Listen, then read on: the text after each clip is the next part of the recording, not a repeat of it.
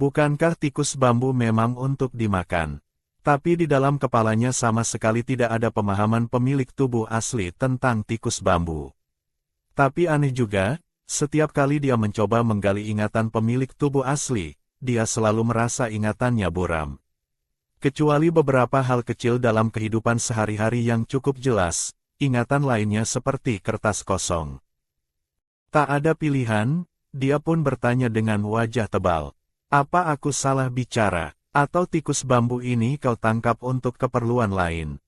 Si Muye langsung bereaksi. Tidak, tikus bambu ini langka. Aku tangkap memang untuk kau makan. Si Muye dengan berat hati mengucapkan kata, makan. Dia menangkapnya untuk menyenangkan hati Shen Yue. Tapi kalau Shen Yue mau memakannya, itu juga sama saja menyenangkan hatinya. Lalu dia bergumam pelan. Aku sedang membayangkan kalau kau masak seperti itu, rasanya akan jadi seperti apa. Mendengar itu Shen Yue langsung menepuk dada menjamin. Kau kan tahu kemampuan masakku. Soal lain aku tidak berani jamin, tapi soal makan dan kuliner, aku sangat ahli.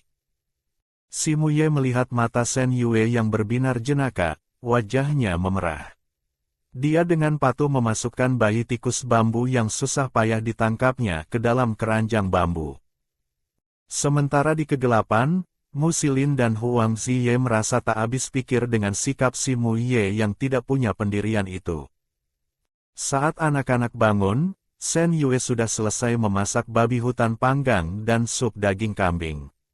Melihat sekelompok anak kecil yang duduk manis mengelilingi meja batu, sudut bibir Huang Ziye berkedut samar. Bawahan di sampingnya melihat situasi dan berkata, Tuan besar, bawahan sudah menyelidikinya. Beruang ini adalah ksatria terkuat di kota raja waktu itu. Identitas aslinya adalah tuan muda ketiga dari keluarga beruang kuno. Huang Ziye mendengar itu dan teringat. Dia masih hidup, bukannya dikabarkan dia ditangkap dan dibunuh oleh suku serangga laut. Mungkin dia berhasil melarikan diri sendiri. Adapun kenapa setelah lolos dia tidak kembali ke kota raja, bawahan rasa kemungkinan besar karena tuan besar adalah pemilik sah dari wanita ini. Huang Ziye melirik tajam, nada bicaranya dingin.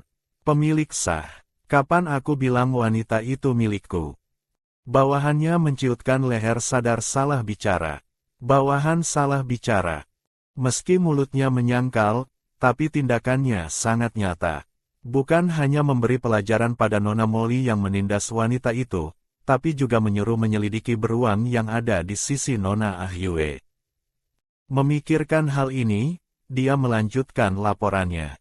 Tuan besar, Anda menyuruh bawahan menyelidiki hubungan si Muye dan Nona Ah Yue.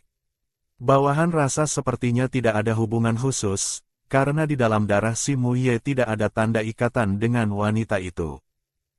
Ekspresi Huang Ziye berubah mendengar itu, tapi dia tidak berkomentar lebih lanjut.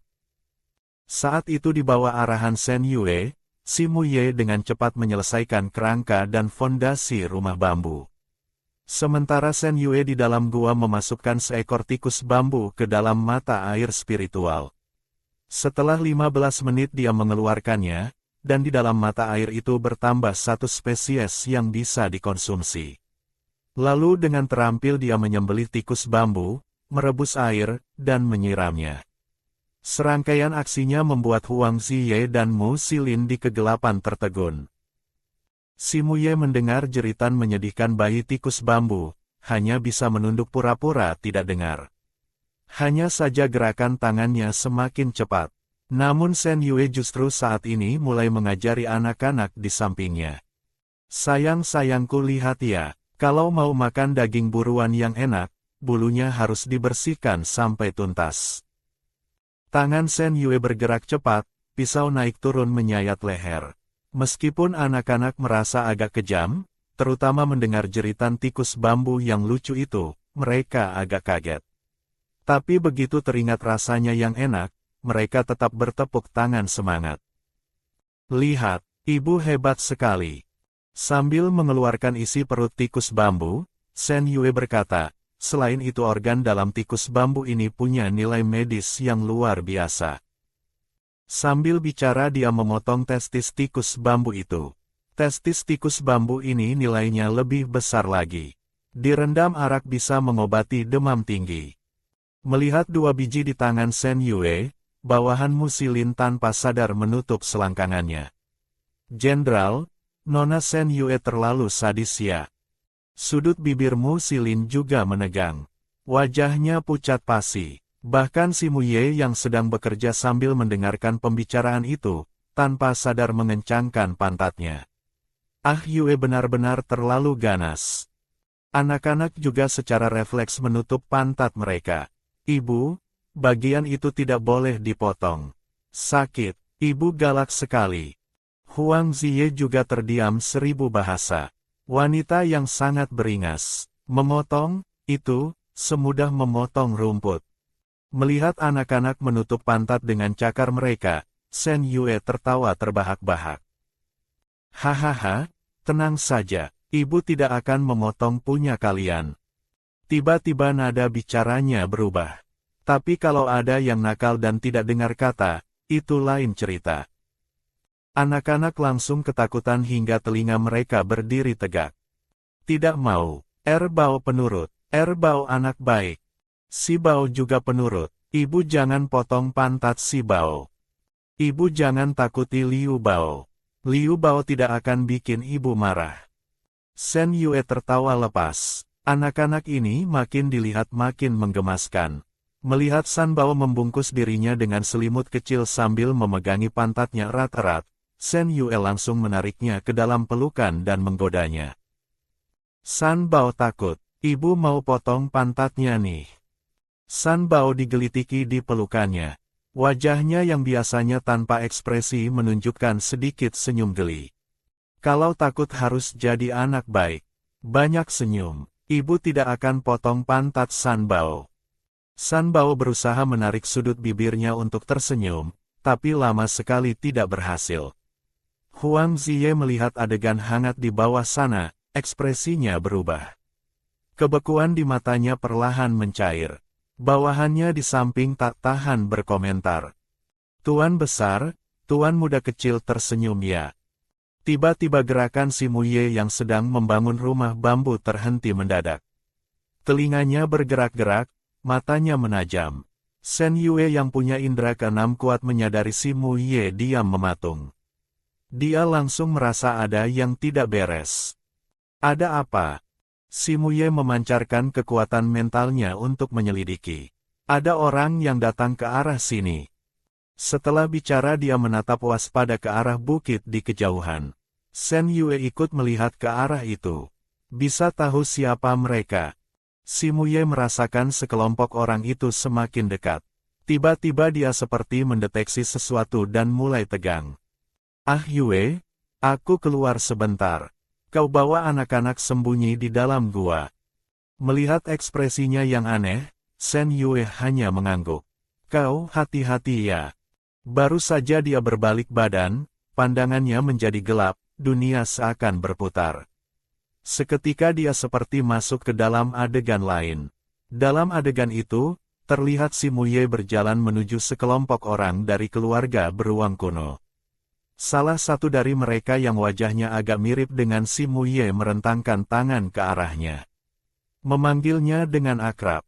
Ekspresi si Mu Ye terlihat emosional. Dia berjalan ke arah orang itu tanpa ragu. Seperti dua saudara kandung yang sudah lama tidak bertemu, mereka berpelukan. Namun di saat berpelukan, orang itu menyembunyikan pisau hitam legam di tangannya, dan langsung menikamkannya ke jantung si Mu Ye. Melihat adegan itu Shen Yue tersentak kaget. Saat itu di telinganya terdengar suara cemas si Mu Ye. Ah Yue, kau kenapa? Anak-anak di mulut gua juga memanggil. Ibu kenapa diam saja? Cepat masuk sini.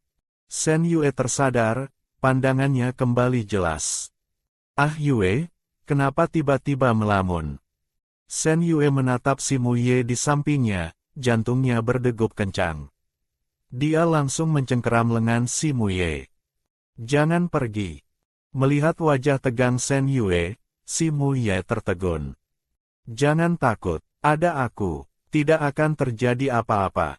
Dia berhenti sejenak lalu berkata, orang-orang ini sepertinya datang mencariku. Aku harus menyelesaikannya. Kau kan yang bilang, berani menghadapi masa lalu dan kesalahan yang pernah dibuat baru bisa kembali menjadi diri sendiri yang sejati. Shen Yue tertegun. Cengkeramannya di lengan si Muye menguat karena bingung. Tapi kalau kau pergi mungkin akan berbahaya. Dia tetap mencoba mengingatkannya secara tersirat.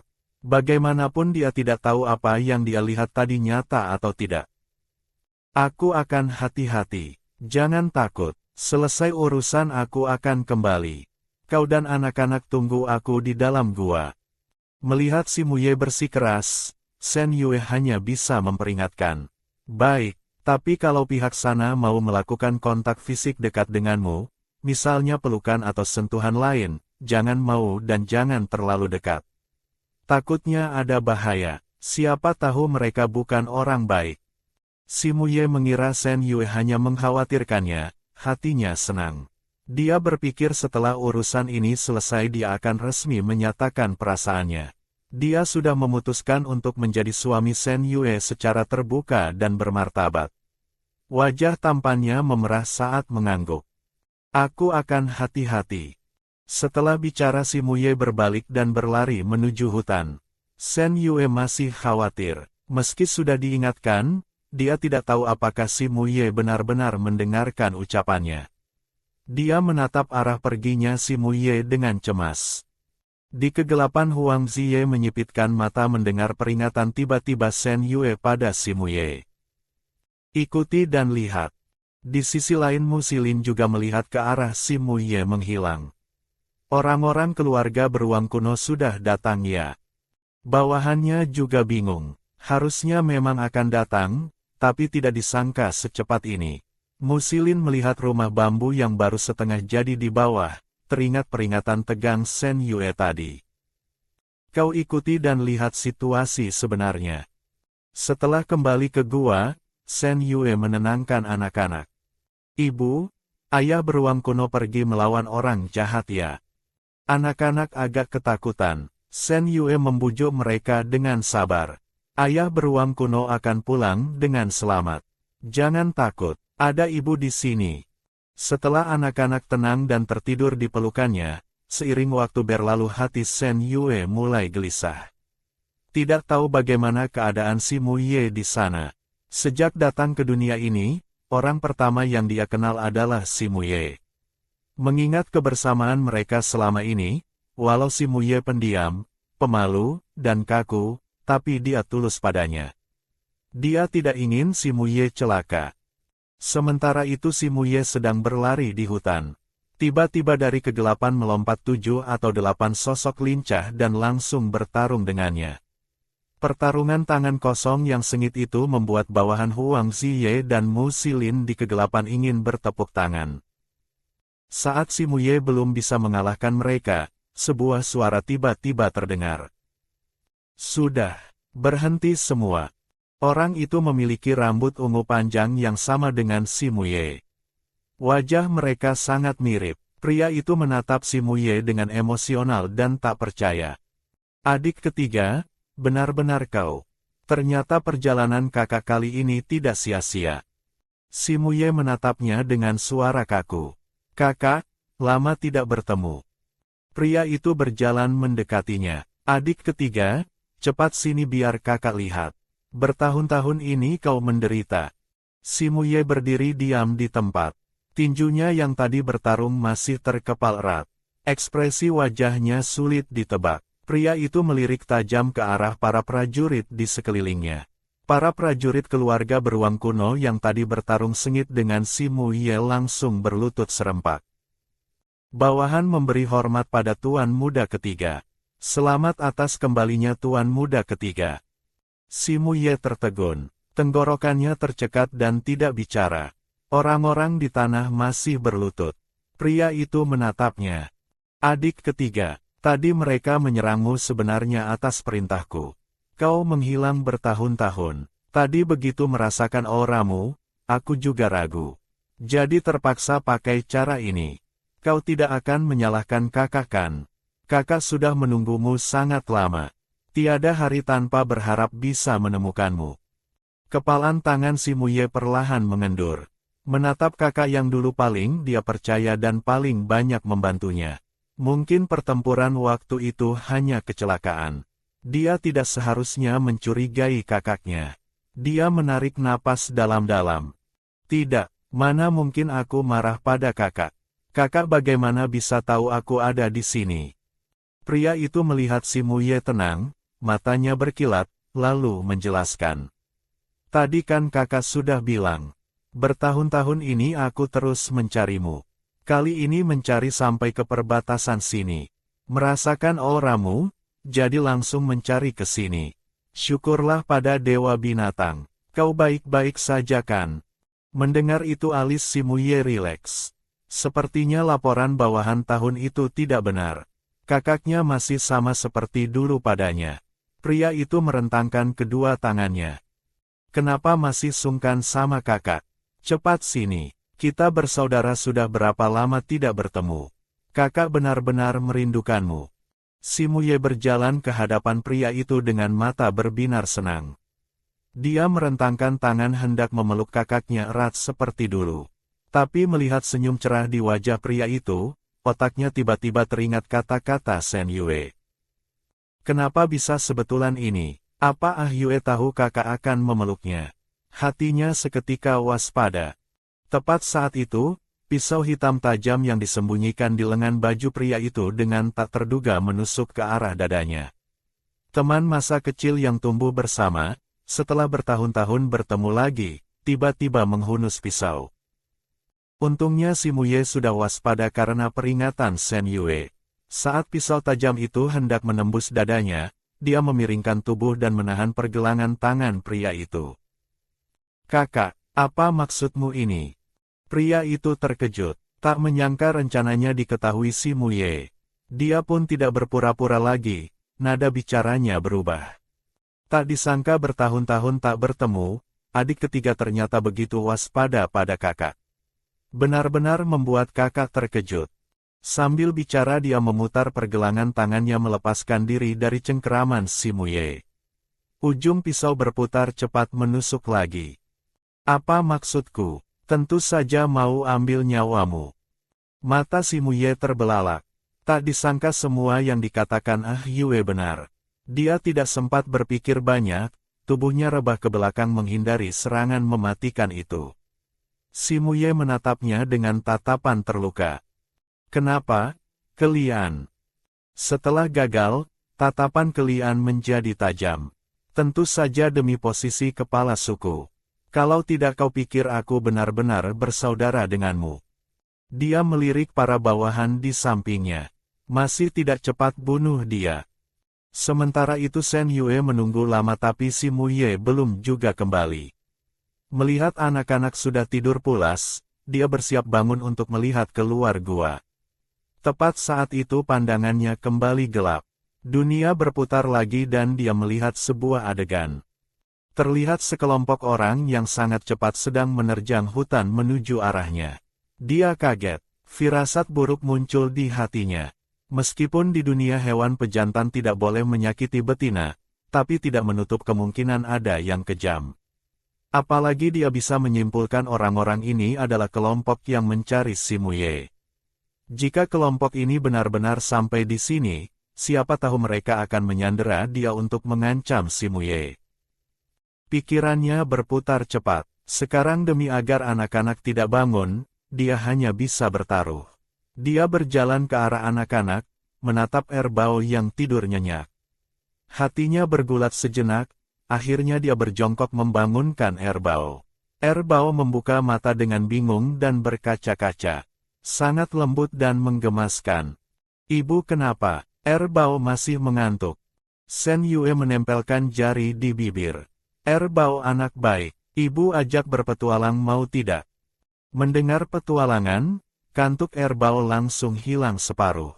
Mau, Erbao mau berpetualang. Selanjutnya Shen Yue membangunkan Dabao dan Sanbao. Memberi mereka tugas permainan, baru kemudian menggendong Erbao pergi. Dia bergerak sangat cepat, menggendong Erbao lari ke arah berlawanan dari gua. Di kegelapan Musilin sudah menyadari ada sekelompok orang menuju ke sini. Dan datang dengan niat buruk. Tapi di saat genting ini Shen Yue malah menggendong putranya lari ke arah lain. Dia mengerutkan kening, wanita ini mau apa? Apa dia tidak tahu keluar sekarang sangat berbahaya? Huang Ziye di kegelapan melihat Shen Yue menggendong anak macan kumbang pergi, tak tahan melirik ke dalam gua. Putranya dan anak-anak lain masih di dalam. Wanita ini lari begitu saja. Dia ragu sejenak tapi akhirnya tetap berjaga di tempat semula. Tak lama kemudian, Dabao dan San Bao merangkak keluar. Tiarap di mulut gua memegang sebatang ranting pohon. Ibu bilang, setelah kita selesai menghitung daun di ranting ini, baru boleh bawa adik-adik main petak umpet. Sementara Shen Yue berlari kencang. Kira-kira setelah berlari melewati satu bukit, pandangannya kembali gelap sekejap. Terlihat sekelompok orang yang tadinya menuju gua, tiba-tiba berhenti di hutan.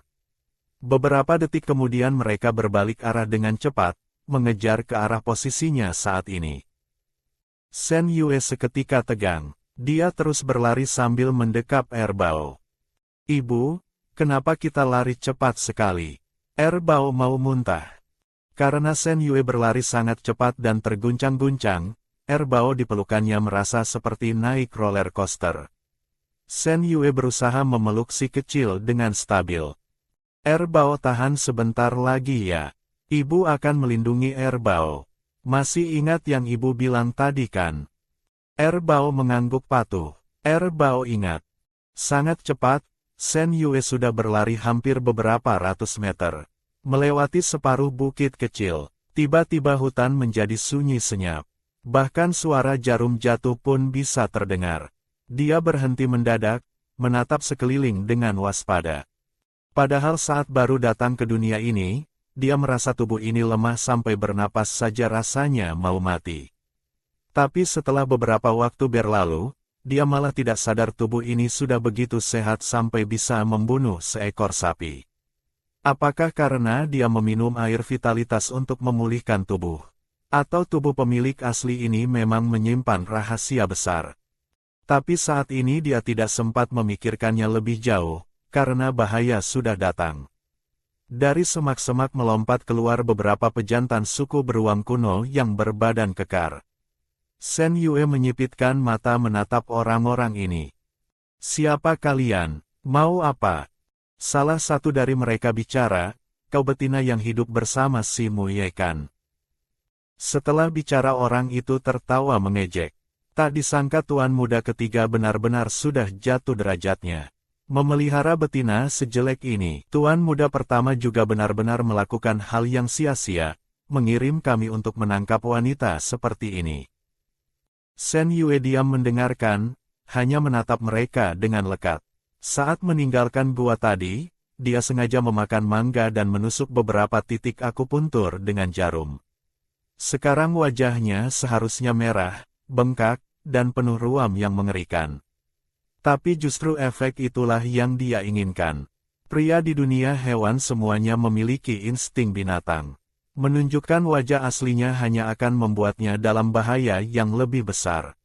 Orang-orang itu melihat Shen Yue yang menunduk dan berteriak, "Betina jelek, kalau kau tahu diri, ikutlah dengan patuh bersama kami.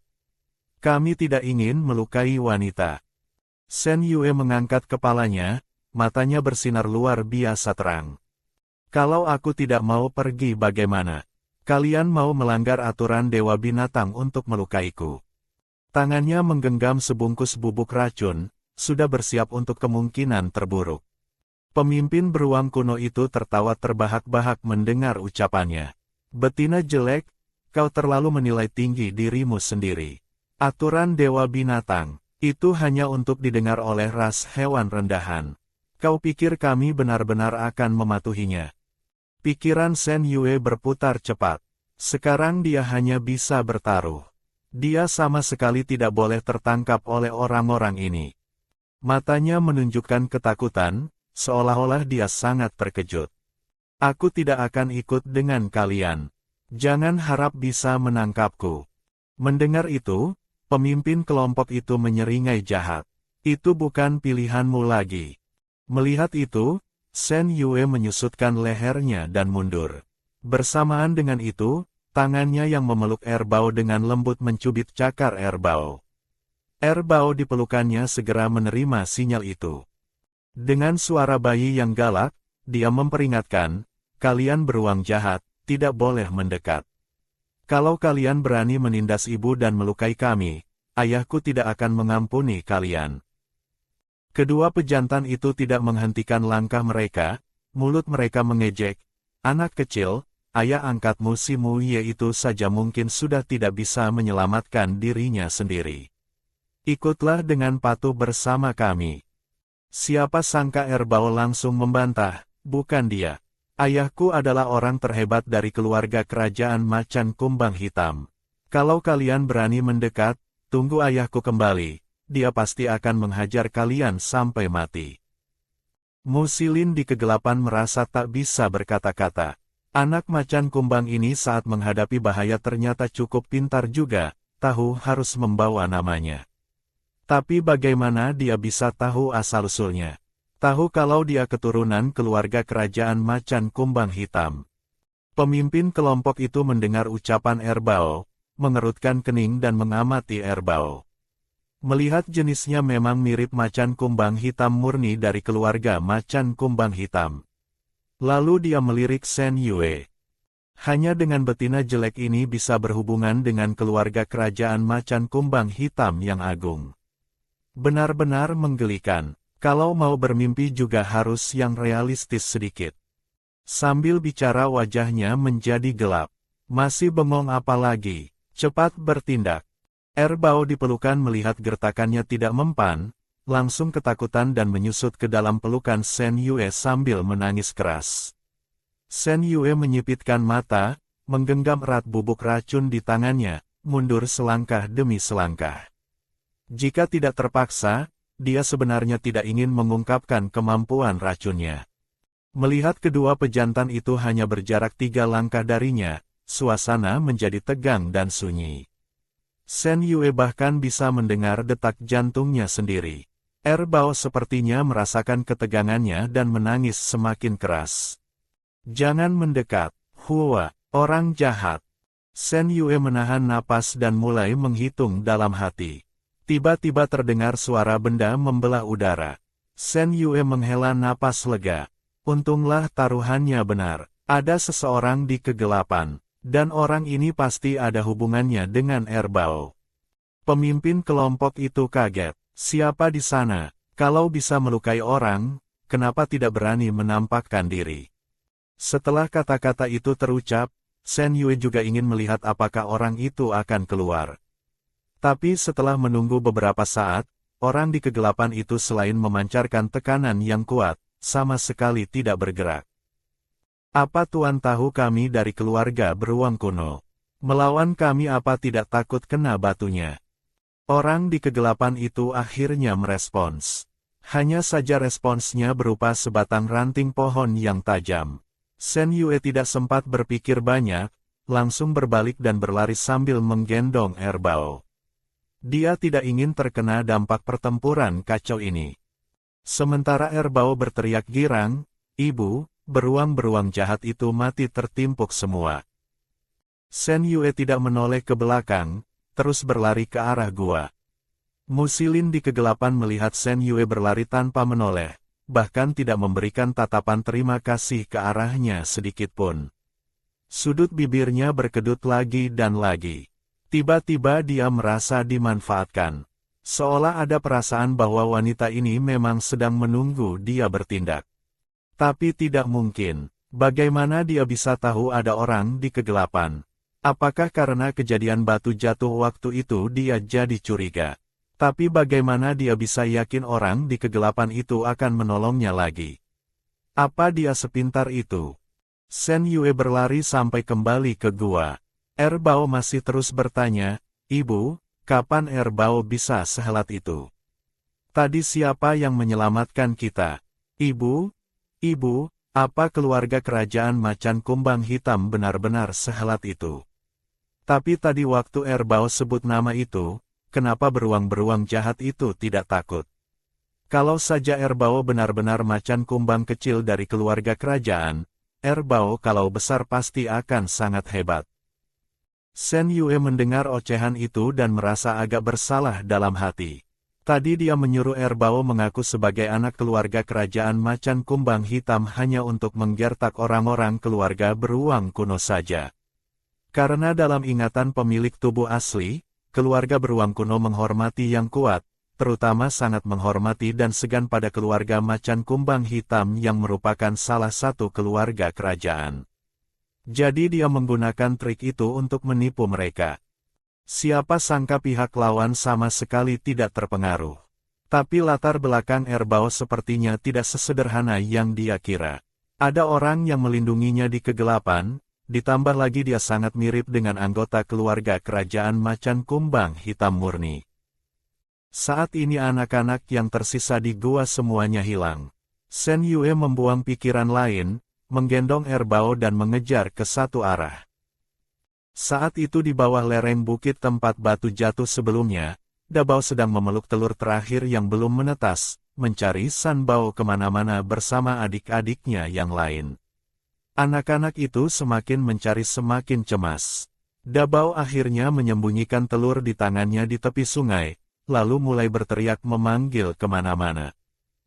Sementara Sanbao sendiri berdiri di hutan yang terpisah satu bukit dari mereka, sedang menghadapi risiko penculikan. Huang Ziye menatap si kecil di depannya yang memamerkan taring dan menunjukkan tatapan membunuh yang galak padanya. Sudut matanya berkedut. Sifat dan tatapan anak ini persis sama dengannya, bahkan lebih parah. Benar-benar anak kandung. Dia berkata dingin, ikut aku. Naga kecil itu menatapnya tajam, tidak. Aku ayah kandungmu. Tidak. Bagus sekali. Bahkan satu kata pun tidak mau bicara dengannya. Wajah Huang Ziye menjadi gelap dan memancarkan hawa dingin. Bocah nakal, sengaja tidak mau mengakuinya ya. Ras naga Jia, bahkan saat masih bayi pun bisa membedakan dan merasakan ayah kandung mereka melalui feromon di tanduk naga. Dia tidak percaya anak ini tidak bisa mengenali identitasnya. Dua pasang mata, satu besar satu kecil, saling memancarkan hawa dingin. Tiba-tiba dari bawah gunung terdengar teriakan cemas Shen Yue. Ciyan, Sanbao, kau di mana? Ibu sudah kembali. Jangan takuti ibu. Suaranya gemetar, bahkan bercampur isak tangis. Sanbao di depannya seketika memutar bola matanya, hawa dingin di tubuhnya mereda sedikit, lalu menoleh ke arah Shen Yue di bawah gunung. Huang Ziye akhirnya bisa bernapas lega. Hampir saja matanya copot karena melotot. Di saat yang sama dia mengerutkan kening. Awalnya dia ingin memanfaatkan kesempatan saat wanita itu membawa macan kumbang kecil pergi untuk membawa Sanbao pergi. Tapi tak disangka si kecil ini sama sekali tidak memberinya wajah ramah, waspada padanya seperti pada musuh. Dia berpikir sejenak, cara halus tidak bisa, berarti harus pakai cara kasar. Matanya menjadi gelap dan dia melepaskan kekuatan mentalnya. Sanbao tiba-tiba merasa ada kekuatan tak kasat mata yang mengikat tubuhnya. Detik berikutnya dia sudah berada di tangan pria yang mengaku sebagai ayahnya ini. Belum sempat bereaksi, pria itu sudah mencengkeramnya bersiap meninggalkan tempat itu. Tapi mendengar Shen Yue berteriak histeris memanggil namanya di belakang, hidungnya terasa perih dan dia mulai meronta sekuat tenaga. Saat ini Sanbao merasa takut. Dia tidak mau meninggalkan ibu. Tidak mau ikut dengan orang jahat ini. Sementara itu tenggorokan Shen Yue sudah hampir serak. Tiba-tiba pandangannya gelap. Dia melihat di sebuah hutan, seorang pria bertubuh tinggi sedang mencengkeram Sanbao di tangannya.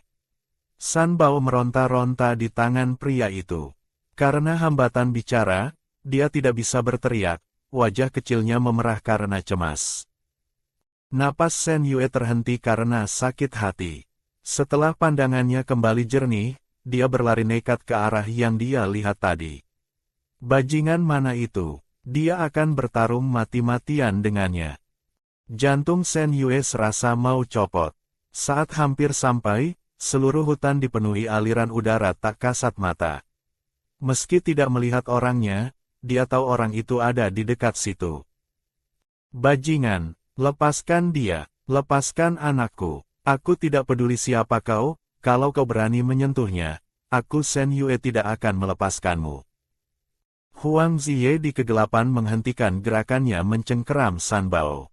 Dia menoleh tajam ke arah Shen Yue di bawah. Wanita ini ternyata betina jelek dari kediaman duke itu. Pupil matanya mengecil, seolah ingin menembus Shen Yue yang wajahnya memerah karena marah di bawah sana. Shen Yue merasakan aliran udara yang bergerak cepat berhenti dan mengelilingi hutan. Dia berteriak ke satu arah berdasarkan insting. San Bao, kau ada di sana tidak? Kalau ada, jawab ibu. Mata Shen Yue merah padam, dia sudah kehilangan akal sehat. Tepat saat itu, San Bao memanfaatkan kelengahan Huang Ziye, berubah menjadi naga kecil dan menggigit tangannya. Gigi tajamnya menembus punggung tangan Huang Ziye meninggalkan 2 lubang darah. Saat ini perasaan dan kerinduan San Bao pada Shen Yue meluap, membuatnya yang biasanya diam akhirnya berteriak. Ibu. Ini pertama kalinya San Bao memanggilnya ibu sejak menetas. Shen Yue menoleh dengan kaget. Belum sempat merasa senang, dia melihat San Bao jatuh dari udara. Shen Yue hampir tanpa berpikir langsung melompat menerjang. Huang Ziye di atas bereaksi dan kaget. Saat San Bao hampir menghantam tanah, dia dengan cepat mengendalikan kekuatan mentalnya untuk menopang San Bao. Di saat yang sama, Shen Yue juga menerjang dan memeluk tubuh dingin San Bao. Huang Ziye di atas menghela napas lega dengan ngeri. Shen Yue terhempas ke tanah dan mengerang tertahan. Tanpa mempedulikan lututnya yang sakit karena jatuh, dia memeluk erat San Bao. San Bao, kau bagaimana? Ada yang sakit. San Bao saat ini dalam wujud hewan, takut wujudnya akan menakuti Shen Yue, jadi dia berusaha keras di pelukan Shen Yue untuk berubah kembali ke wujud manusia. Tapi setelah menahan napas beberapa kali, dia tidak bisa berubah kembali. Shen Yue melihatnya menahan napas dan tidak bicara, seketika mengerti apa yang dipikirkannya. Dia tidak lagi mempedulikan ketakutannya pada hewan berdarah dingin. San Bao sayang, tidak usah berubah wujud. Ibu tidak takut, asalkan kau baik-baik saja. Naga Jia kecil merasakan kehangatan tangan yang mengusap sisiknya. Sepasang mata merah gelap vertikalnya berkaca-kaca. Terlihat seperti anak yang melakukan kesalahan dan dihukum, sangat sedih dan kasihan. Terlebih lagi di leher belakangnya ada bekas merah, sisik yang masih lunak itu agak terangkat, seperti habis disiksa orang. Huang Ziye melihat adegan itu dan mengatupkan bibirnya. Wajahnya yang biasanya tanpa ekspresi menunjukkan sedikit rasa bersalah. Apa tadi dia terlalu kasar pada anak itu? Shen Yue melihat itu dan napasnya tercekat karena sakit hati. Air matanya jatuh menetes deras. San Bao sakit ya? San Bao bersandar di pelukannya merespons perhatiannya. Huang Ziye melihat Shen Yue mengusap leher belakang San Bao sambil menangis sedih. Hatinya merasakan sesuatu yang tak terlukiskan. Seolah saat ini ada sesuatu yang menyentuh hatinya yang dingin. Tiba-tiba Shen Yue di bawah sana menghapus air matanya, dan dengan marah memaki ke arah udara kosong. Sebagai pria dewasa menindas anak kecil, apa hebatnya? Menurutku lebih baik kau potong saja, itu,mu dan jadi wanita sekalian. Sebaiknya kau jangan sampai terlihat olehku lagi seumur hidup ini. Kalau tidak aku pasti akan membunuhmu. Aura Huang Ziye yang tadinya mulai tenang kembali bergejolak. Mendengar makian Shen Yue yang begitu kasar, meski ada beberapa yang dia tidak mengerti, tapi intinya bukan kata-kata baik. Dia mengepalkan tinjunya, ingin sekali turun ke bawah dan menyumbat mulut wanita itu dengan keras. Tapi kalau turun sekarang bukannya sama saja menyerahkan diri. Saat itu bawahannya sudah kembali dari sisi Simuye. Dari jauh dia sudah mendengar makian kasar Shen Yue. Tuan besar, Nona Ah Yue sedang memaki siapa? Makiannya kasar sekali. Lalu dia dengan polos menambahkan, siapa yang begitu tidak bermoral sampai mencuri anak? Kalau saya tahu, pasti saya bunuh dia demi Nona Ah Yue. Melihat Shen Yue di bawah sana memeluk erat tuan muda kecil mereka, dia tiba-tiba berpikir. Mencuri siapa? Jangan-jangan mau mencuri tuan muda kecil kita. Bajingan itu, bawahan akan segera mengejarnya. Aura Huang Ziye langsung turun ke titik beku. Dia melirik dingin bawahannya, seolah ingin membekukannya di tempat. Kaki bawahannya yang hendak melangkah seketika berhenti, mulutnya terkatup rapat karena ngeri. Dia yang cerdas langsung sadar. Jangan-jangan tuan besar yang mau membawa tuan muda kecil pergi diam-diam di belakang Nona Ah Yue. Itu benar-benar keterlaluan, pantas saja dimaki. Orang susah payah melahirkan anak, tuan besar malah enak-enakan jadi ayah tanpa usaha, dan masih mau mencuri anak diam-diam. Bawahannya menggerutu dalam hati, tapi tidak berani menunjukkannya. Hanya bisa menunduk menemani Huang Ziye dimaki. Shen Yue masih belum puas memaki. Dia mengambil batu kerikil di tanah dan melemparnya ke arah posisi pria dalam bayangannya tadi berdiri. Batu itu seolah mengenai sesuatu di udara, terdengar suara erangan tertahan, lalu batu itu jatuh tegak lurus ke tanah. Shen Yue baru puas dan membawa San Bao pergi. Saat pergi dia masih melotot tajam ke arah itu. Benjolan di dahi Huang Ziye terlihat jelas membengkak. Wajahnya hitam legam, bawahannya berdiri di samping tidak berani bicara, juga tidak berani mengeluarkan suara sedikitpun. Dia benar-benar merasakan kekuatan lemparan batu itu. Orang biasa mungkin akan pingsan di tempat. Tuan besar menerima hantamannya mentah-mentah. Benar-benar tahan pukul, salahnya sendiri ceroboh tidak menangkisnya. Dia diam-diam melirik benjolan besar itu, napas pun tak berani. Takut kemarahan tuan besar dilampiaskan padanya. Benjolan di dahi Huang Ziye terasa panas menyengat. Wajahnya juga terasa panas karena tatapan tajam tadi. Meskipun tidak tahu bagaimana wanita ini bisa mendeteksi posisinya, tapi tatapan itu benar-benar menamparkan wajahnya. Sesaat dia menyesal membuat keputusan bodoh untuk mencuri anak itu. Rasanya hidupnya tercoreng noda yang memalukan. Tiba-tiba dia teringat tugas yang diberikan pada bawahannya. Ada apa di tempat si Muye? Bawahannya langsung bersemangat, menceritakan semua kejadian dengan cepat. Di sisi si Muye, dia sendirian berhasil melumpuhkan para prajurit keluarga beruang kuno. Kelian melihat situasi tidak menguntungkan dan bersiap kabur. Si Muye langsung menghalangi jalannya. Kakak, apa kau tidak seharusnya memberiku penjelasan? Keringat dingin muncul di dahi Kelian, auranya melemah. Adik ketiga, kau mau aku jelaskan apa? Pertempuran tahun itu, apakah kau yang bermain di belakang layar? Apakah kau yang membocorkan rencana pertempuranku dan kondisi cederaku kepada suku serangga laut? Kelian mendengar itu dan pupil matanya mengecil. Wajahnya suram menakutkan. Dia tidak menyangka penjelasan yang diminta si Muye adalah hal itu. Mengenai pengkhianatannya bersekongkol dengan musuh waktu itu, tidak mungkin ada orang lain yang tahu di dunia ini. Tapi bagaimana si Muye bisa tahu? Dan mencurigainya, mungkinkah waktu itu ada yang tahu perbuatannya? Dia dengan cepat menstabilkan ekspresi wajahnya dan tersenyum palsu.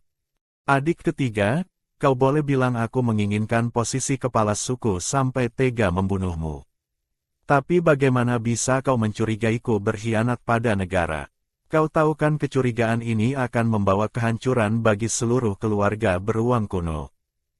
Si Muye mengerutkan kening, menatap serius ekspresi wajah Kelian, ingin mencari celah di sana. Kelian melanjutkan dengan santai, aku dan kau sama-sama menikmati kehormatan keluarga beruang kuno selama ratusan tahun. Mengalir darah keluarga beruang kuno. Seberapapun aku menginginkan posisi kepala suku, mana mungkin aku melakukan hal seperti itu. Kau yang paling lama bersamaku, masa kau tidak tahu sifatku? Mendengar itu si Muye jadi ragu. Kalau dulu, Tentu aku tahu sifat dan perilakumu. Tapi kau yang sekarang sudah bukan kau yang dulu lagi. Adik ketiga, walau aku berubah, aku akan selamanya setia pada kekaisaran Ka. Selamanya berjuang demi kehormatan keluarga. Bagaimana mungkin aku melakukan hal yang merugikan keluarga dan mengkhianati kekaisaran? Apa kau lupa sumpah setiamu dulu aku yang bantu tuliskan? Apa itu belum cukup membuktikan betapa aku mencintai kekaisaran? Mendengar kata-kata itu, Si Muye teringat semangat dan darah muda saat bersumpah menjadi ksatria agung dulu. Tapi sekarang, terhadap sumpah dan identitas itu, dia sebenarnya sudah lama curiga tentang pertempuran itu. Ditambah lagi laporan bawahan yang mempertaruhkan nyawa waktu itu. Tapi saat itu dia tidak percaya. Sampai seluruh pasukannya diserang, dia baru sadar ucapan bawahannya benar. Dan saat itu dia hanya memberitahukan rencana tempurnya kepada Kelian.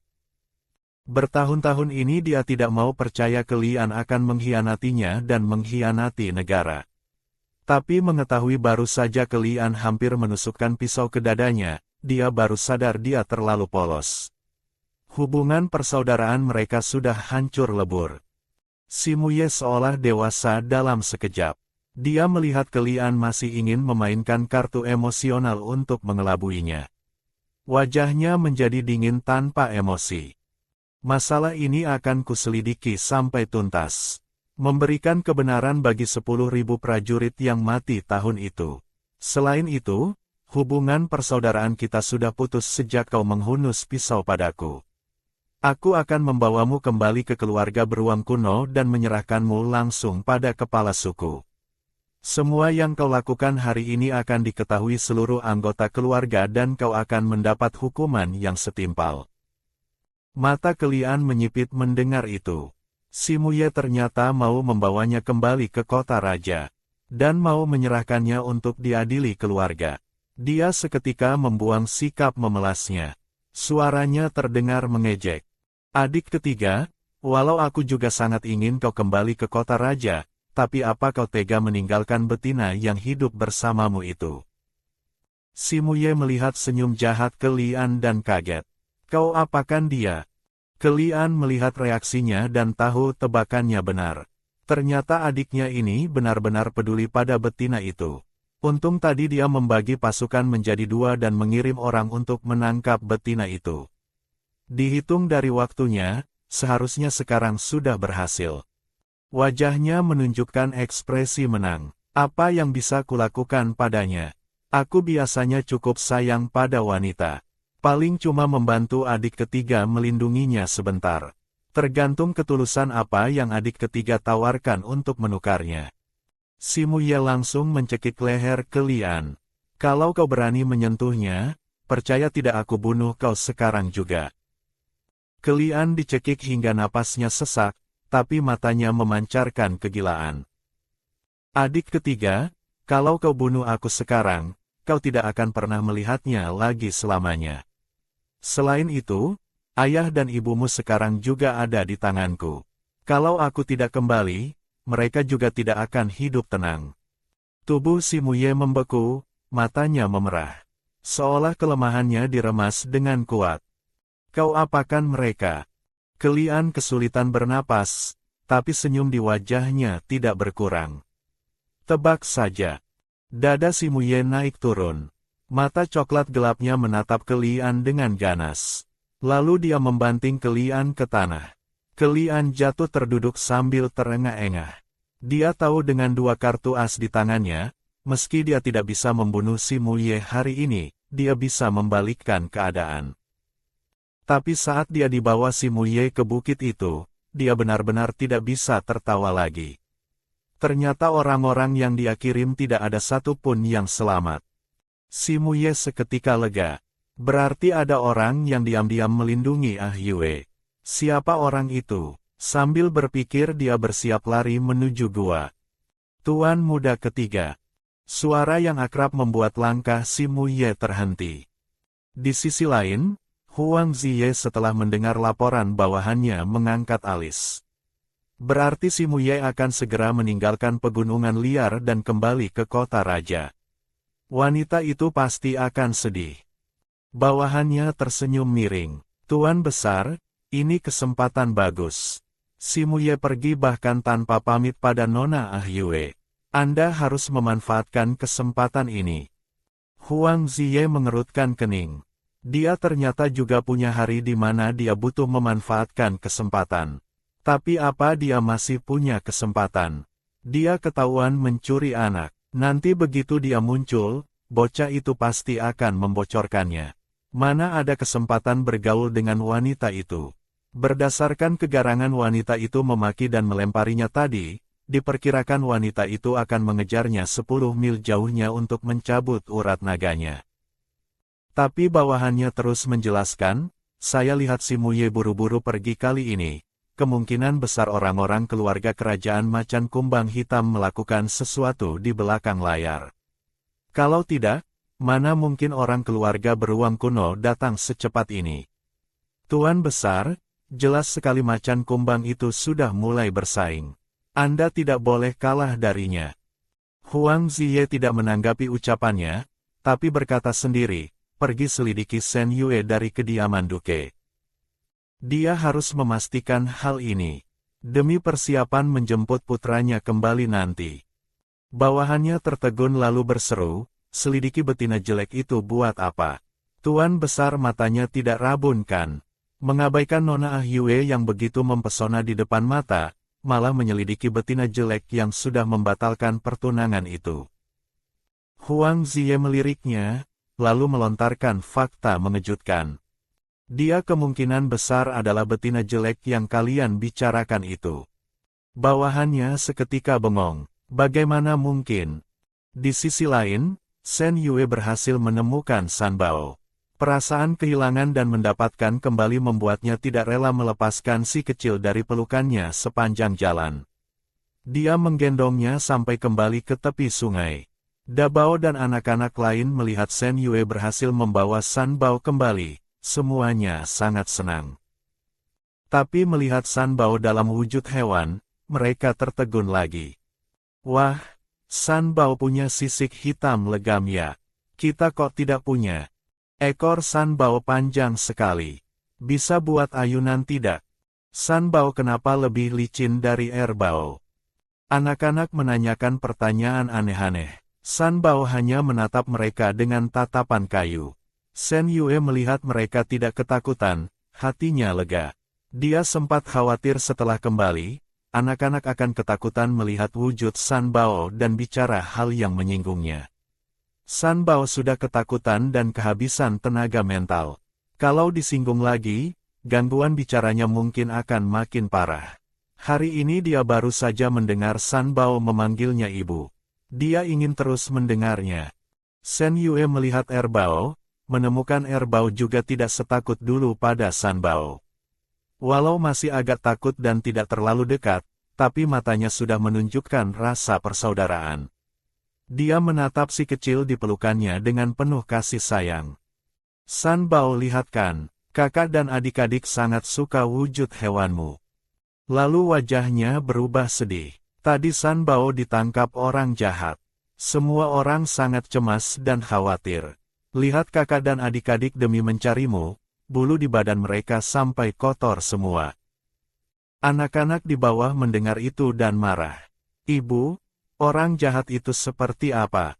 Kalau si Bao ketemu pasti si Bao hajar dia. Sudut bibir Shen Yue terangkat. Untuk menenangkan anak-anak yang ketakutan ini, dia berkata dengan ekspresi hidup. Kalian tenang saja, ibu sudah mengusir orang jahat itu. Tapi kalau dia berani muncul lagi, ibu pasti akan memukulnya sampai giginya rontok semua, mencabuti bulunya, dan memotong, itunya buat teman minum arak. Bagaimana? Bagus. Ibu potong pantatnya pakai pisau biar dia sakit. Potong buat direndam arak obat demam. Shen Yue mengangguk. Ibu setuju. Potong saja punya dia. Huang Ziye di kegelapan kelopak matanya berkedut. Tanpa sadar kedua kakinya merapat. Bayangan Shen Yue memegang pisau memotong testis tikus bambu seketika muncul di benaknya. Wajahnya menjadi hitam. menatap tajam wanita dan anak-anak di bawah sana. Memang pantas anak-anak yang dibesarkan wanita ganas ini. Lebih kejam darinya, ternyata mau memotong telur naganya. Shen Yue sambil memeluk San Bao berpikir sejenak lalu berpesan serius. Sayang-sayangku, mulai sekarang harus ingat. Dunia ini banyak orang jahat. Jadi kalian jangan pernah meninggalkan ibu. Dan kalau ada bahaya, harus segera teriak minta tolong. Tidak boleh ikut orang asing. Mengerti? Shen Yue menjadikan pria tadi sebagai contoh buruk untuk mengedukasi anak-anaknya agar waspada penculikan. Anak-anak ketakutan dan bersembunyi di balik kakinya. Mengangguk cepat-cepat. Erbao mengerti, Erbao tidak akan ikut orang asing. Dabao juga tidak akan lari sembarangan. Dabao akan jadi anak baik. Wu Bao juga tidak mau ditangkap orang jahat dan dicungkil matanya. Wu Bao akan ikut ibu terus. Liu Bao paling pintar, tidak akan ikut orang asing. Aku akan gigit dia. Shen Yue melihat anak-anak di kakinya, hatinya masih merasa ngeri. Kalau benar-benar bertemu orang jahat yang kuat seperti tadi, mereka akan sulit melepaskan diri.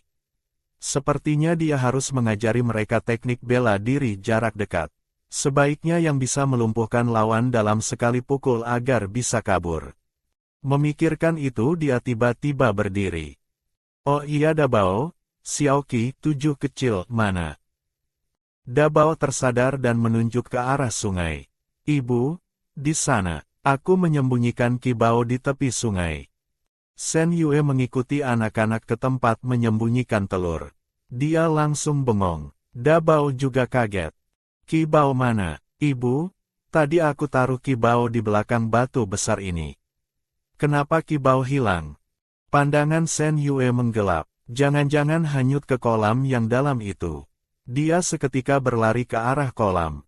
Dabao hampir menangis karena takut dan khawatir.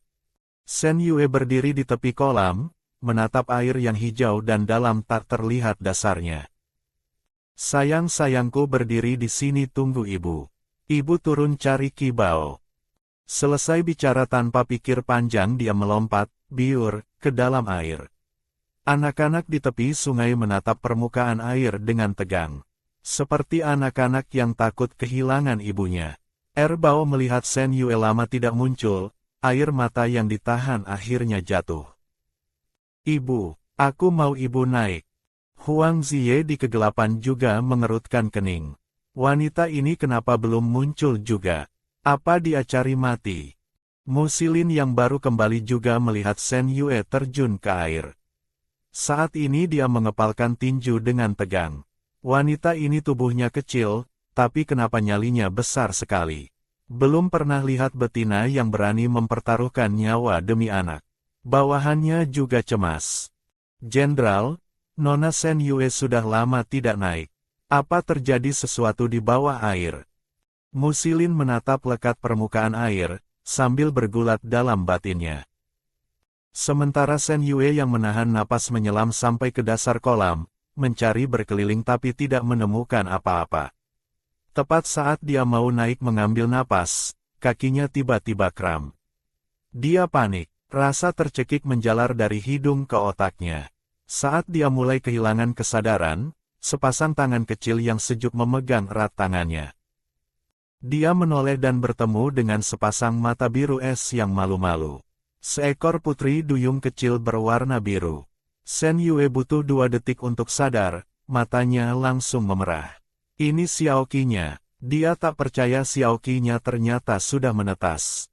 Dia sangat gembira hingga meledakkan kekuatan luar biasa, memeluk tubuh kecil itu dan berenang ke atas. Begitu keluar dari air, Shen Yue langsung menangis.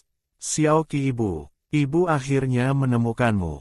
Putri duyung kecil itu menempel erat padanya. Sepasang mata indahnya berkaca-kaca. Ibu, Xiaoqi menemukan ibu. Xiaoqi takut sendirian di dasar air. Shen Yue mendengarnya dan hatinya sakit seperti dicungkil.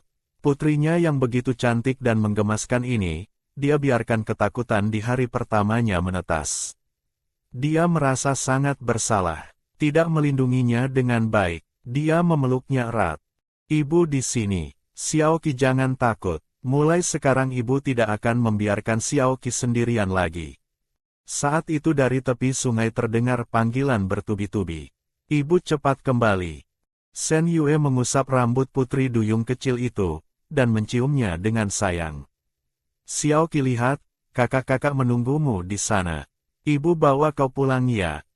Begitu keluar dari air, Xiaoqi berubah menjadi bayi perempuan kecil. Dia melirik malu-malu ke arah sana, lalu ketakutan dan membenamkan wajahnya ke dada Shen Yue. Saat Shen Yue menggendongnya ke tepi sungai, anak-anak lain langsung menyerbu memeluk kaki Shen Yue. Erbao kangen ibu. Erbao tidak mau ibu pergi. Erbao menangis paling kencang sampai matanya merah. Bahkan San Bao di sampingnya, mata merah gelapnya juga berkaca-kaca. Perasaan kehilangan ibu sesaat tadi, mereka tidak ingin mengalaminya lagi. Shen Yue buru-buru berjongkok, menenangkan anak-anak yang ketakutan itu. Sayang-sayangku jangan takut, jangan menangis. Ibu orang dewasa, tidak akan kenapa-kenapa. Jangan menangis lagi ya, lagi pula ibu sudah membawa Qi Bao kembali. Dia adik perempuan kalian loh. Putri duyung kecil yang cantik. Cantik tidak? Anak-anak tadi saat Shen Yue keluar dari air sudah melihat putri duyung kecil di pelukannya. Sekarang setelah dialihkan pembicaraannya oleh Shen Yue, semua memandang Xiaoqi dengan takjub. Xiaoqi cantik sekali. Hore, kita punya adik perempuan. Saat itu Dabao dengan mata merah melihat Qi Bao di pelukan Shen Yue. Dia berjalan mendekat dengan telinga terkulai. Qi Bao, maafkan kakak. Kakak tidak melindungi Qi Bao dengan baik. Membiarkan Qi Bao sendirian di air. Dabao tidak sengaja. Mendengar ucapan Dabao dan melihat wajahnya yang penuh penyesalan, mata merah gelap San Bao juga meredup. Kalau tidak ada orang jahat itu, dia pasti akan melindungi Qi Bao bersama Dabao, tidak akan membiarkannya menderita.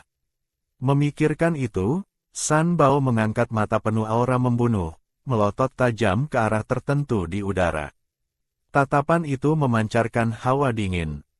Huang Ziye yang tadinya masih kaget Shen Yue melahirkan 7 anak dari spesies berbeda dalam satu kehamilan, tak disangka bertemu pandang dengan tatapan benci dan kejam putranya sendiri. Tatapan itu sama seperti tatapan Shen Yue tadi, menamparkan wajahnya dengan panas. Huang Ziye tentu tahu putranya menyalahkannya karena kemunculannya menyebabkan reaksi berantai, yang mengakibatkan putri duyung kecil itu hanyut dan mengalami bahaya. Mu Xilin di kegelapan juga menatap kaget putri duyung kecil di pelukan Shen Yue. Tapi dia lebih merasa lega karena Shen Yue kembali dengan selamat. Entah betapa cemasnya dia tadi. Kalau wanita ini benar-benar kenapa-kenapa, dia cari siapa buat melahirkan anak kedua. Begitu pikiran itu muncul, wajah Mu Xilin memerah. Apa yang dia pikirkan? Dia menamparkan dirinya sendiri dengan kesal. Bawahannya kaget. Jenderal, kenapa memukul diri sendiri? Mu Xilin menamparkan dirinya karena marah pada dirinya sendiri. Aku senang, memangnya tidak boleh. Bawahannya merasa aneh. Senang juga tidak perlu memukul diri sendiri kan? Di bawah, kakak-kakak mengucapkan kata-kata hangat.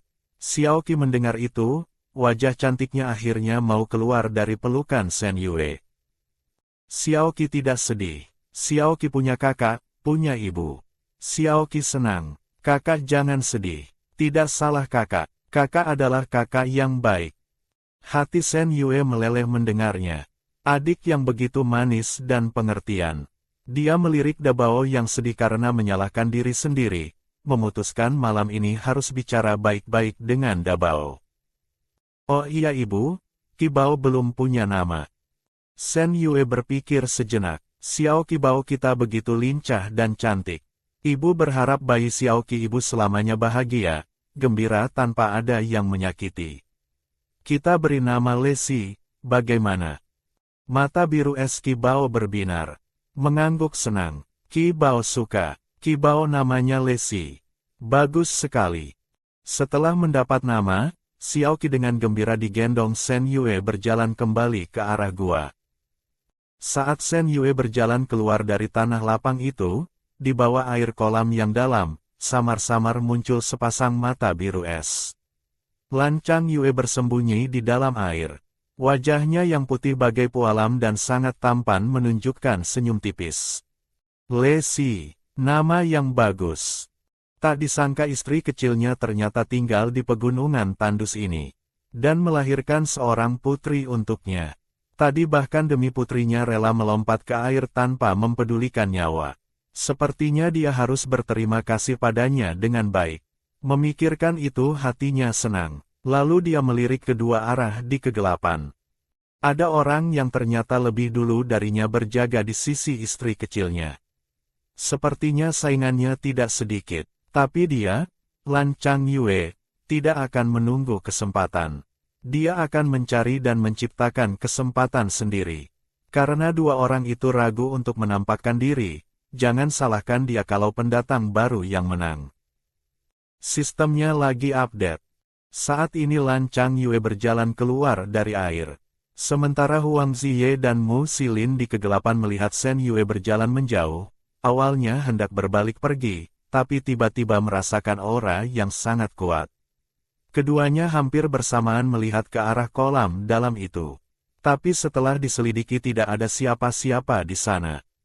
Huang Ziye sedikit mengerutkan kening. Mata merah gelapnya menyipit. Benar-benar semakin ramai. Lalu dia tidak tinggal lebih lama lagi dan mengikuti arah Shen Yue menuju gua. Sedangkan Mu Xilin setelah menyelidiki lama merasa agak kaget. Aura ini jelas berbeda dengan aura orang yang muncul saat Shen Yue hampir tertimpa batu waktu itu. Dua aura kekuatan mental tingkat tinggi yang tidak diketahui muncul di sini. Apakah semuanya datang demi Shen Yue? Mu Xilin memikirkan ini dan hatinya mulai tegang. Shen Yue berjalan kembali ke gua, tak menyangka akan melihat pemandangan di depannya. Dia terpaku di tempat. Anak-anak juga bengong dengan mulut ternganga. Wah, inikah rumah bambu? Besar sekali. Apa ayah beruang kuno sudah kembali? Ayah beruang kuno hebat sekali. Cepat sekali sudah jadi. Hore, ayah beruang kuno sudah kembali. Ayah beruang kuno sudah mengusir orang jahat dan kembali. Ayah beruang kuno, kau di mana? Kami sudah pulang. Bawa adik perempuan juga. Sekelompok anak-anak berlari gembira masuk ke dalam. Mengelilingi bangunan hijau di depan mereka mencari si Mu Ye. Sementara Shen Yue masih agak linglung. Berdiri di tempat menatap rumah bambu yang dibangun dengan sangat cepat ini. Bahkan halamannya pun sudah dipagari. Rasanya seperti mimpi. Ini benar-benar replika persis dari gambar desain yang dia buat untuk si Mu Ye. Tapi apa ini benar-benar dibangun oleh si Mu Ye? Hasilnya anak-anak mencari keliling di dalam cukup lama, tapi tidak menemukan si Mu Ye. Ibu, ayah beruang kuno tidak ada. Rumah bambu sudah jadi, kenapa ayah beruang kuno tidak ada? Ayah beruang kuno apa keluar lagi? Anak-anak bertanya dengan ribut, tapi ekspresi Shen Yue menjadi serius. Sejak pergi, si Mu Ye seharusnya belum pernah kembali. Dia bisa merasakan di sini tidak ada aura si Mu Ye, melainkan aura yang ditinggalkan pejantan asing lainnya. Jangan-jangan rumah bambu ini dibangun oleh orang yang bersembunyi di kegelapan itu. Tapi dia pikir-pikir lagi rasanya tidak mungkin. Orang sekuat itu mana mungkin.